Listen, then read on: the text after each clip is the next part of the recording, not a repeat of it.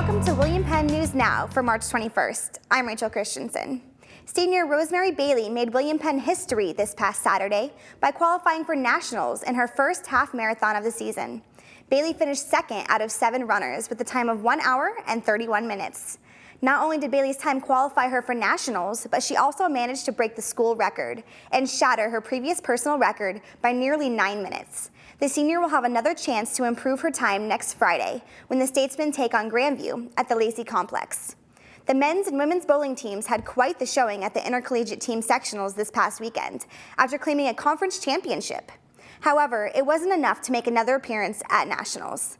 The men's team came from behind, moving all the way up to 7th place before hitting a rough patch and fell back to 8th. They ended the competition 131 pins short of a qualifying spot. The women also had a tough weekend as they finished 7th overall, but were short 416 pins of the last qualifying spot. Unfortunately, the bowling teams were not the only ones with disappointing losses this weekend. The men's basketball season ended in a heartbreaking loss last Friday after making it to the Elite 8 in their second consecutive national appearance. In the first round of the tournament, the Statesmen defeated the number 6 seed Dordt University in a double overtime record-breaking performance. Penn and Dordt reached a combined point total of 234, shattering the previous record of 222. Against all odds, the Statesmen advanced to the Sweet 16 to face the 11th seed St. Thomas. The second round of the tournament wasn't as exciting, as Penn had no trouble claiming a 106-83 victory and giving junior Alex Schwab his third 40-point game of the season. The men were set to face off with the 19th seed Robert Morris on Friday evening and a chance to make it to the Final Four. Unfortunately, Penn's luck ran out as they reached the final buzzer 1 point shy of a win. With Robert Morris up 1 with 1:22 left on the clock, 2 Statesmen failed to connect on their free throws, giving the win to the Eagles with a final tally of 79-78. Congratulations to the men's team on an incredible season and to senior Blake Walker on an amazing career as a Penn Statesman. Spring is finally approaching, which means baseball and softball season is here. Both teams had their home openers last weekend, which came with very different results. The Lady Statesman softball team claimed their first 2 conference games against Mount Mercy, while the Statesman baseball team fell short in their non-conference doubleheader to Northwestern. WPNN caught up with both teams to find out their feelings about the upcoming season. The Lady Statesmen had a rough ending to their season last year, which gives them all the more drive this year to improve. But in order to do so, they have to be willing to buy into the softball program and Coach Christner's coaching techniques. To meet Christner's expectations of winning conference, he has done things a little different this year to keep players playing to their ability and helping others improve. As I split JV varsity, I used to practice them all together, and we split them to try to develop both ends of it, because sometimes the JV isn't quick enough and it's over their head to begin with the speed, and sometimes the varsity or the older kids slow down for them. We've tried to adjust that.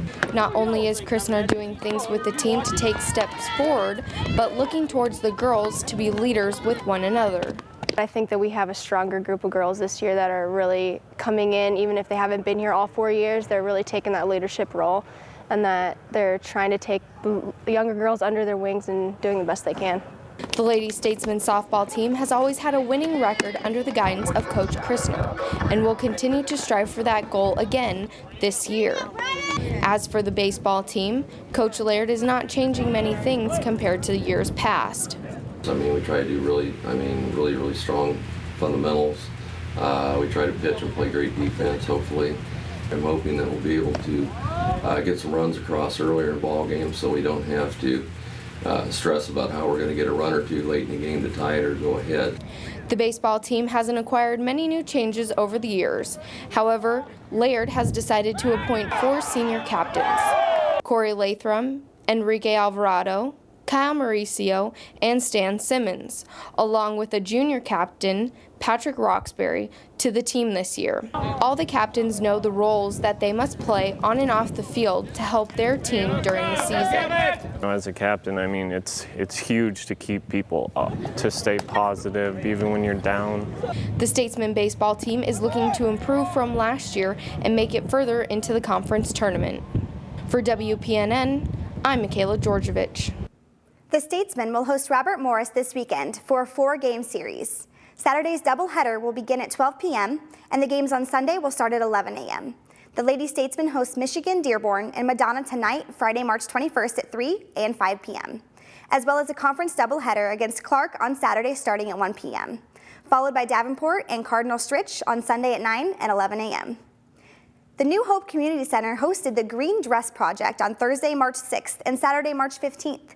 With the help of the donations from the Oskaloosa community and the volunteers at the Green Dress Project, many young girls were able to choose a $10 dress, shoes, and jewelry for this year's prom. The project is still in search of donations. You can stop at the New Hope Community Center at 308 5th Avenue West between the hours of 9 a.m. and 5 p.m., Monday through Friday, or contact Melissa Van Dosler at 641-660-6522. The William Penn Theater Department has been hard at work with their new play, Harvey, which had its first showing yesterday. We have a behind-the-scenes look on how the production went from the script to the stage. Rehearsal and planning for the Penn Theater Department's production of Harvey has begun to pick up, with students contributing time from their already busy schedules by painting, building, and acting. It's pretty exhausting, like doing some classes and then I have a wrestling practice. So I didn't really have much time to study my script, but normally I always try to like take breaks when I'm in my dorm, read my scripts like I'm studying for a test, just so I get my lines down. And normally rehearsals really help me out trying to learn my lines. Many students and adults with different talents and passions have come together to make a show like Harvey a success. Today we have rehearsal happening on stage. There's painting happening. The green that you see is not the finished color of what's going to happen. That's just like a base coat. So like we have students and we have adults and we have a combination of as many different types of people working on this as you can. Dedication of time is an important aspect to a production, but a true passion for theater can make the difference. If it's not fun, why are you doing it? And I think that kind of has to extend here. It's a lot of work. And sometimes we confuse enjoying something with having fun. And it's a lot of work, and it's a lot of focus, and it is a bear on the schedule. But, like, if you enjoy it, and that's, like, what your passion is, then you're going to have fun. For William Penn News Now, I'm John Provenzano. There are still opportunities to watch Harvey tonight, Friday, March 21st at 7:30 p.m. and Saturday, March 22nd, also at 7:30 p.m. in the George Daly Auditorium. The Eltse building has been shut down for over a year after the completed construction of the new Marcus Street dorms. WPNN's Taylor Reed brings us the university's plans for the former housing units. As the number of students attending William Penn continues to rise, there is a growing need for on-campus housing. This last fall, we were running at 95% capacity again. Although Eltse Hall is one of the newer buildings at Penn, renovations will be taking place in order to fill the currently vacant rooms. As soon as we get money to renovate it, we will start, and we're going to do it section by section and make them self-sustaining rather than right now. All three are run off the same boiler system and electrical system. After the dorms were shut down in spring 2013, the university had to make the decision to tear down the building or simply make changes to the original design. The rooms are really nice. The setup is very nice. It's a good, strong brick building, and it would cost an awful lot to rebuild. And it used to hold 200, but in the renovation, all the rooms are going to be private rather than doubles, so it'll only hold 100. The board chose against demolishing the building due to a lack of funding. Renovations have yet to begin. However, William Penn is hoping to open up a section of the dorms by this time next year. For WPNN, I'm Taylor Reed. The Elks dorms were primarily a men's dormitory, but will reopen as a co-ed unit. As the warm weather approaches, students and community members will once again get the chance to participate in the ongoing Mammoth Dig. The mammoth bones were discovered on a farm just outside of Oskaloosa 2 years ago and have since been a venue for discovery and educational outreach for those who volunteer to dig up bones. So far, 3 mammoths have been confirmed to have died at the site, 2 of them being adults and the other being a younger animal, and they have been dated to be about 16,000 years old. While no other animals have been found, Dr. North and other experts are confident that there is still much more to discover. Digging for the bones has stopped due to cold conditions, but will continue in June of this year. Thank you for watching WPNN for the week of March 21st, 2014. From all of us here, we hope you have a wonderful weekend. Tune in on April 4th for our new WPNN broadcast for what's happening here on the William Penn campus and the Oskaloosa community.